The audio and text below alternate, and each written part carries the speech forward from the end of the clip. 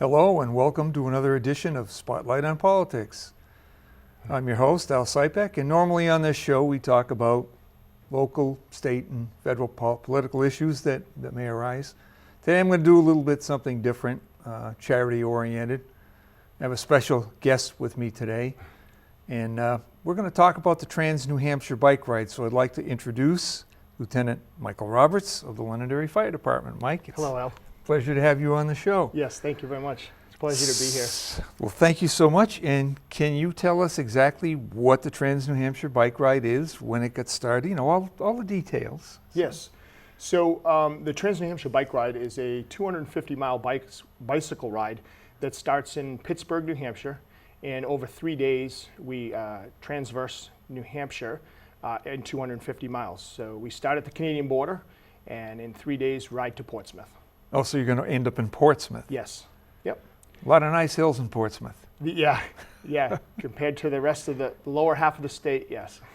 Yes, there are. So this is the 28th, so how did this thing get started? It is the 28th. So 28 years ago, roughly 6 firefighters from Salem, New Hampshire, came up with this idea of how can we raise money for the Muscular Dystrophy Association.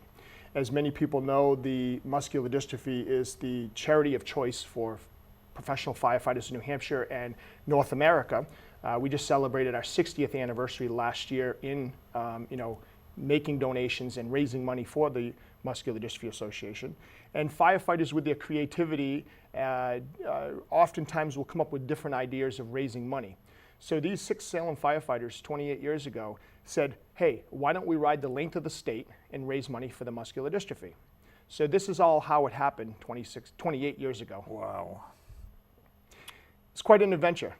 It started out with roughly about 12 people in total. They started at the Canadian border and would kind of ride along until they got tired or weather conditions and so on and so forth. And as the years have gone by, in those early years, they've kind of organized it and created it in such a way that we ride from point A to point B on day 1, which is Pittsburgh to Littleton, stay overnight in Littleton, and from Littleton to Laconia, stay overnight in Laconia on the second night, and then the third morning when we wake up, which is a Sunday morning, we ride from Laconia to Portsmouth. Now this route has changed several times in the short period of time that I've been riding. This is my 14th year, and we've had to adjust our route here and there for different things that happen in New Hampshire, but our ride has always been the weekend after Father's Day. So being on the board, we have decided it is important to keep the date, but adjust the route as necessary, because people that have ridden this over the last 28 years recognize and remember the weekend after Father's Day. So you're actually going to have it the 26th, 27th, and the 28th? It is. That is correct. And how many people have signed up for the ride? Currently this year, it is our ridership signups has been a little bit low. We have about 66 people that are riding the 3-day event. And you can ride this event all 3 days, 2 days, or a single day. And fundraising is adjusted accordingly for the days that you ride. And then, so those 66 members or participants that will be riding the 3 days, we'll have about 7 more join us on day 3, which is from Laconia to Portsmouth. And they're not all firefighters? No, by no means. It used to be that it was just, we would take the Firefighter Challenge, which we still refer to it as the Firefighter Challenge. But what happens is, several years ago, there was a decision made, you know what, let's open this up to a broad spectrum of all walks of life. People that just want to get out, that are bicycle enthusiasts, that have personal goals that they want to ride this as fast as they can, or people like common people that just want to ride this for the sake of riding for the scenery, raising the money, and doing it for a good cause. Okay, and what kind of support do you have? The support is actually phenomenal.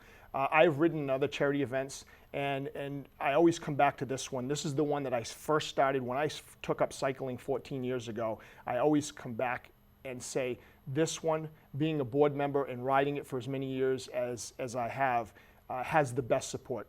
You will not ride further than 20 miles without having a stop, an organized stop, with refreshments, rehab, whatever you need is at that stop to continue you along the way so you succeed in finishing this ride. It is not a race, it's a finish, and it's a ride at your own pace.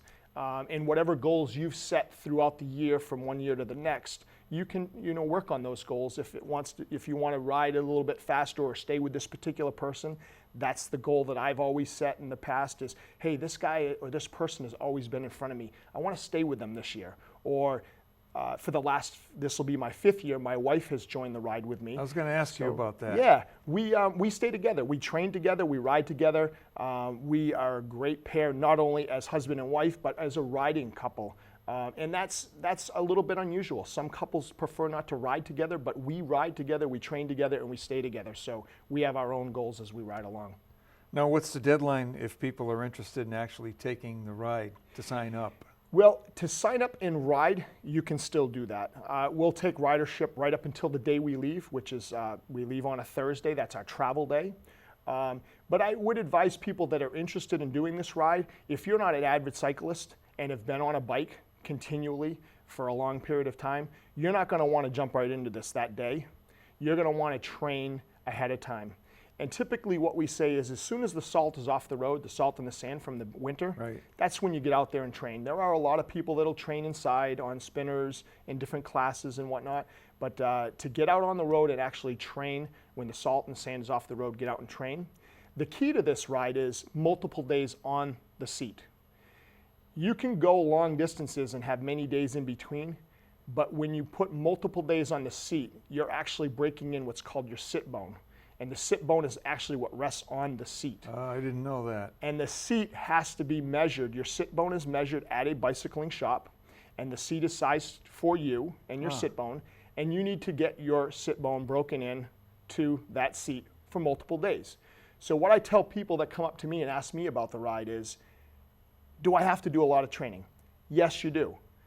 But it's more important that you do multiple days than long distances. And then at some point, yes, as you get closer to the ride, you do need to do some multiple or long distance riding, 50, 60, 75 miles, to get used to that long distance.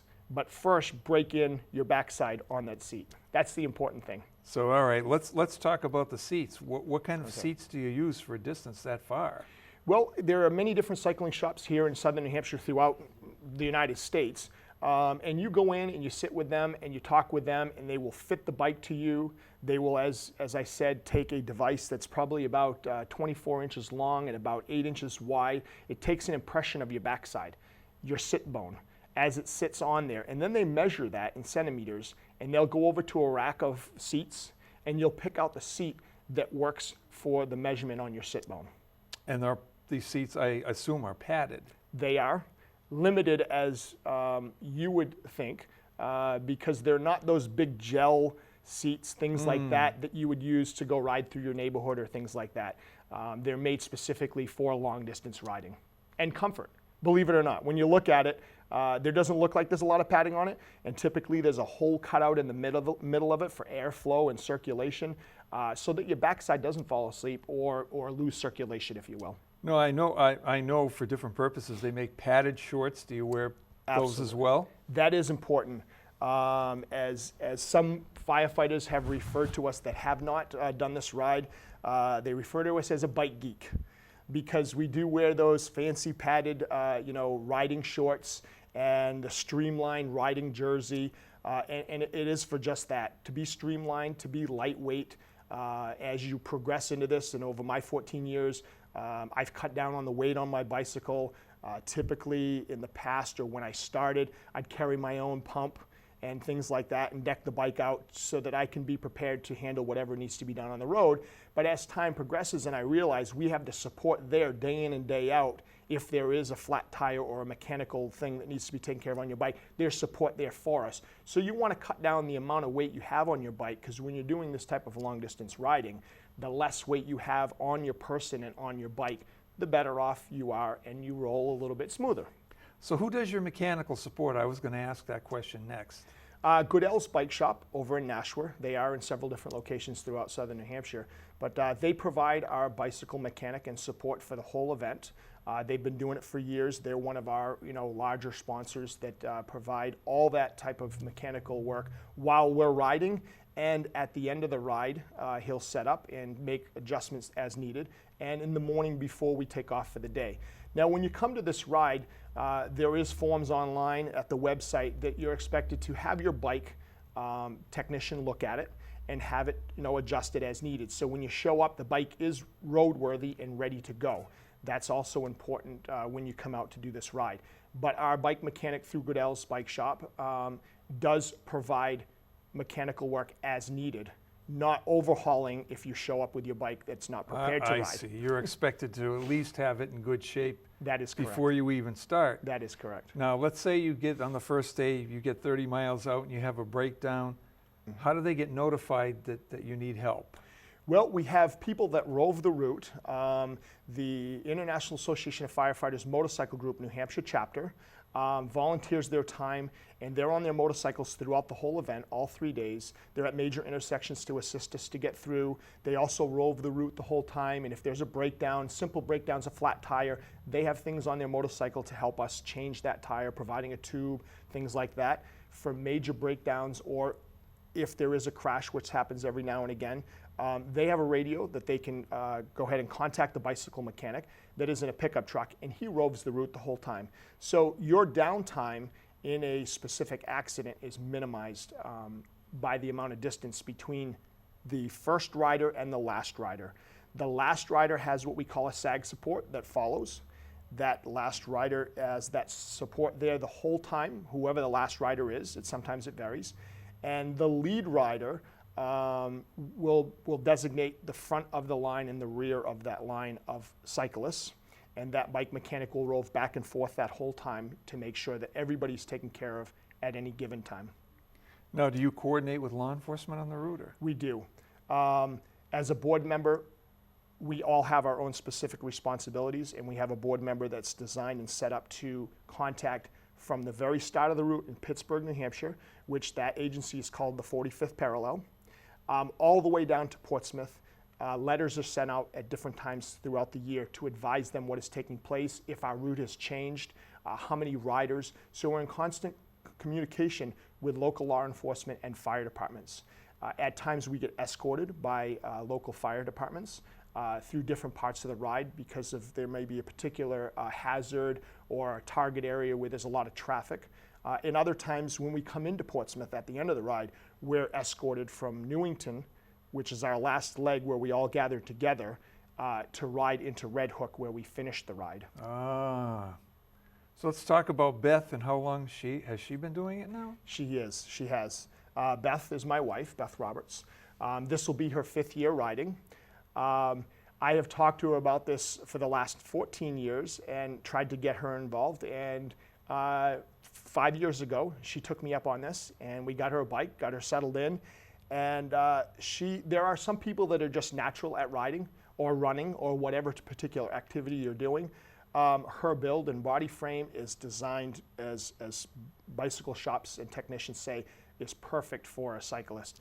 It has the long legs, gets right into it, fits well on the bike, and rides consistently, is able to keep a pace line, and this is her 5th year, and she is doing really well, really well. She at times leaves me in the dust as we're training, and that's fine, and we work together, but she's done really well.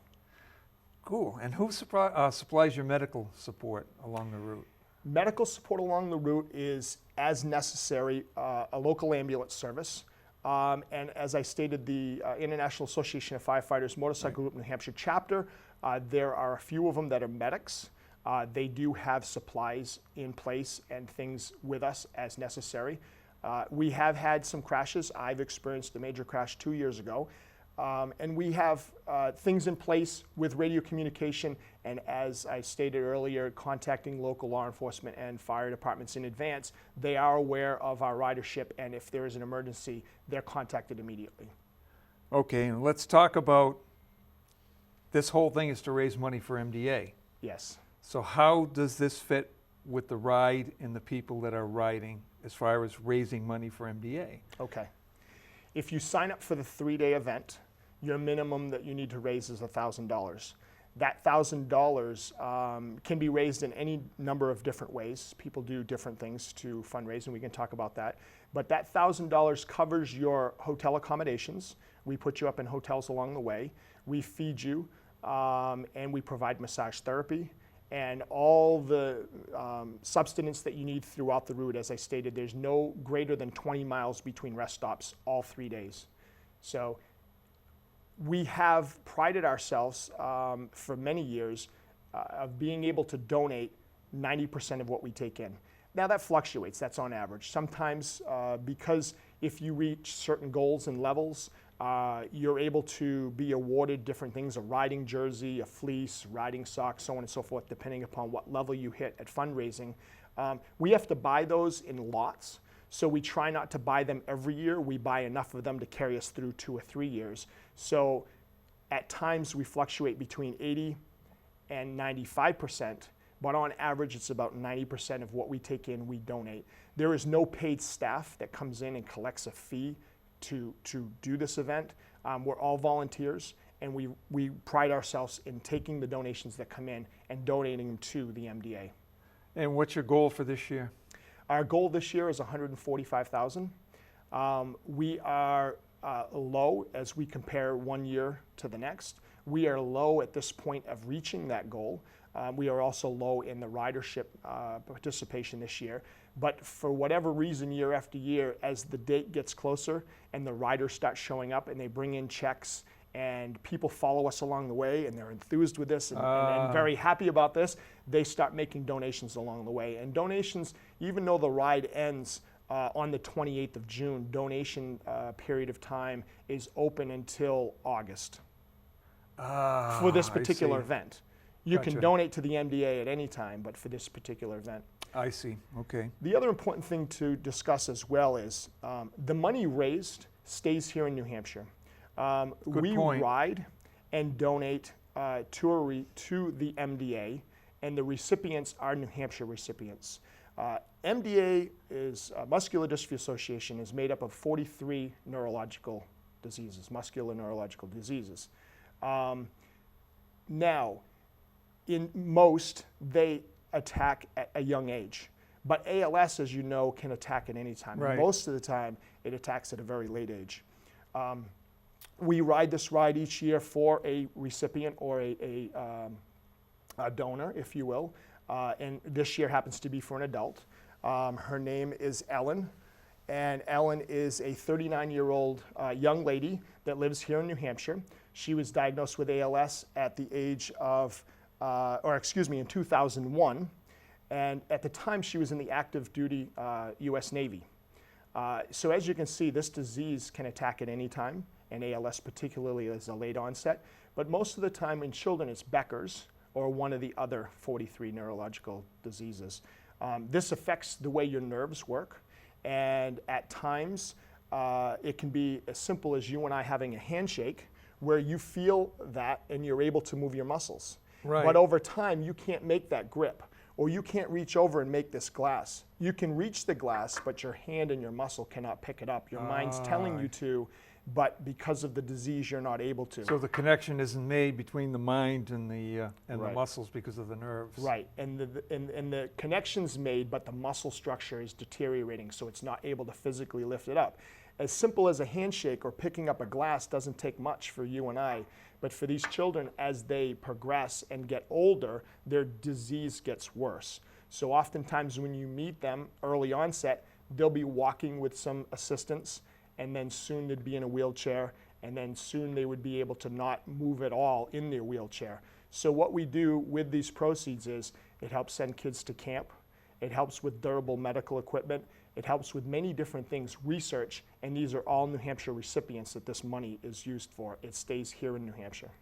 And how is the research coming? Research is coming very well, but unfortunately there isn't a cure for it yet. Okay. Is there anything else you can think of about the ride that you'd like the public to know? No, I would encourage you to take our firefighter challenge. You don't have to be a firefighter. Get out and ride or visit the website, sponsor somebody that's riding. The website is very user-friendly. It's transnhbikeride.org.